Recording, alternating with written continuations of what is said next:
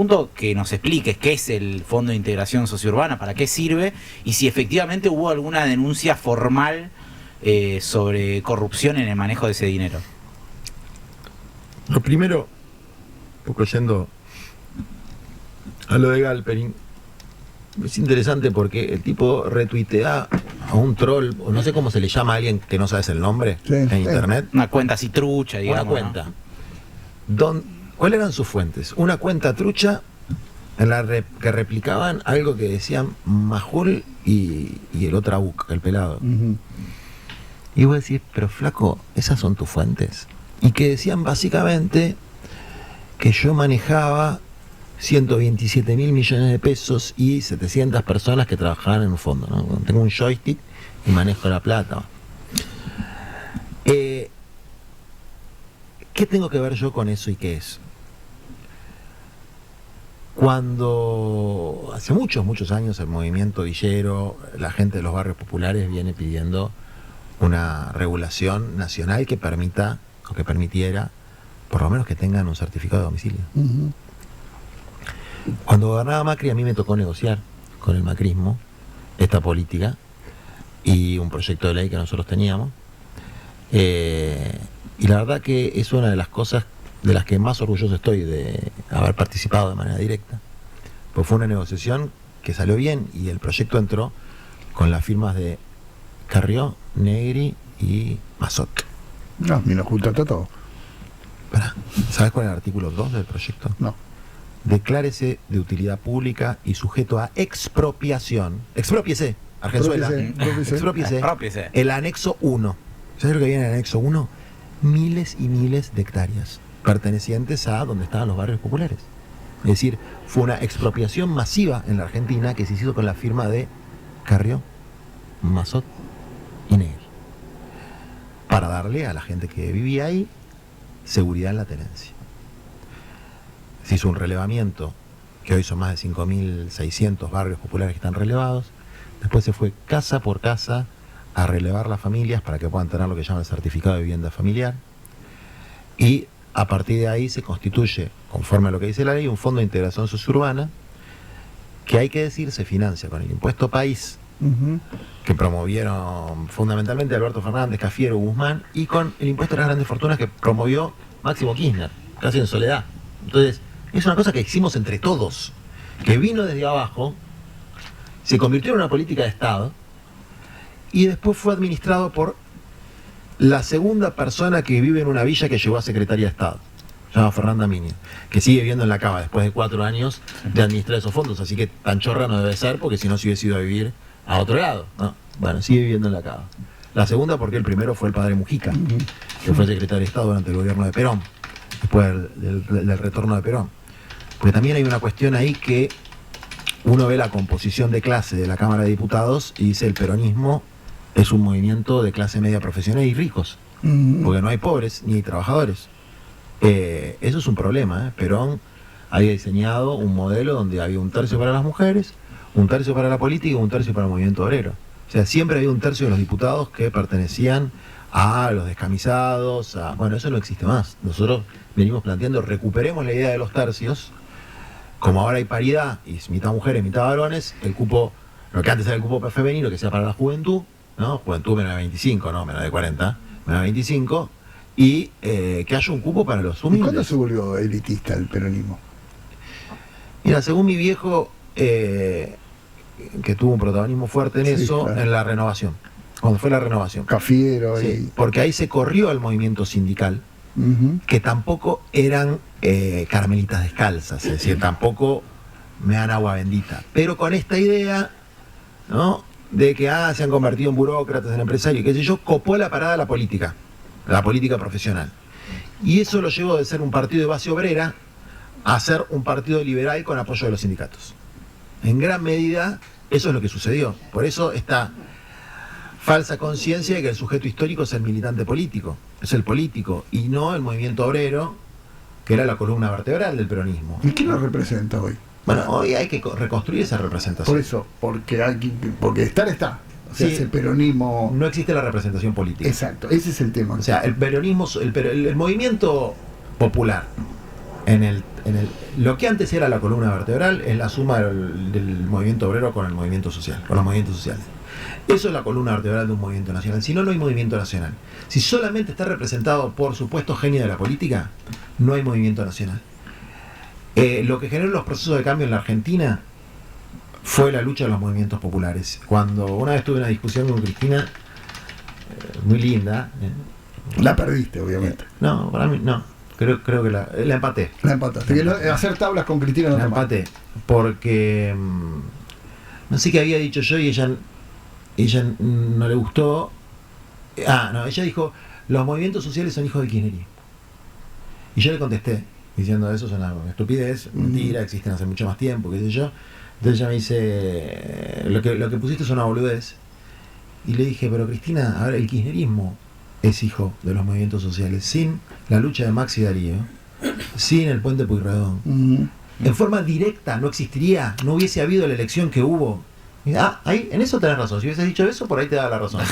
Es decir, lo que crea las condiciones para la recuperación de un proceso nacional y popular es la rebelión del 2001. Y la rebelión desde 2001, los que calentaron la pava de eso, ¿qué fue? Cetera, los maestros, claro, la carpa docente, los jubilados, Norma Pla, el movimiento piquetero del norte y de la Patagonia, y los movimientos sociales del conurbano, y el MTA donde estaba Moyano. Entonces, cuando uno empieza a olvidarse de eso y piensa que es simplemente la inteligencia de un dirigente político lo que determina la suerte del movimiento popular, pierde la noción de dónde está la madre de las batallas. Y no lo digo por Cristina, ojo, lo digo por la política en general. Es el politicismo, es decir, el protagonista de la historia es el dirigente político y no el pueblo. Entonces ahí se pierde la dimensión. Que Milei, aún en toda su locura, cuando trae a Gramsci, cuando trae la batalla cultural, cuando dice que el empresario es la figura heroica de la sociedad, tiene perfecta conciencia de lo que en algún momento alguien llamó la lucha de clases. Tiene perfecta conciencia que detrás de la política hay intereses de sectores sociales y que uno tiene que elegir los que representa. Si representa los intereses del pueblo y del proceso nacional popular, es decir, los intereses tanto de los sectores populares, de los trabajadores, como del capital nacional, o se representan los intereses del 1% más rico, la oligarquía local, siempre aliada al capital transnacional. Y Milei eligió qué intereses representar, porque plantea como figura heroica a los empresarios. Y nuestros dirigentes no dicen que las heroínas son las mujeres que están en las ollas populares, o son los trabajadores que se agrupan para pelear por mejores salarios, o son los docentes que se rompen el alma en las peores condiciones dándole clase a los pibes, o son los médicos y las enfermeras que están en la trinchera de los hospitales. Es decir, los héroes de la historia del campo nacional y popular pareciera que somos los dirigentes, que es Cristina, que es Axel, que es Juan Grabois, que es Guillermo Moreno o cualquier dirigente querido en algún sector, que por ahí somos no queridos en otros, pero en otros sectores nos quieren. No, nosotros a lo sumo podemos expresar una parte de eso. Bueno, pero lo que se necesita hoy es eso, que alguien aglutine, que alguien exprese, que alguien unifique. Hoy no se ve eso.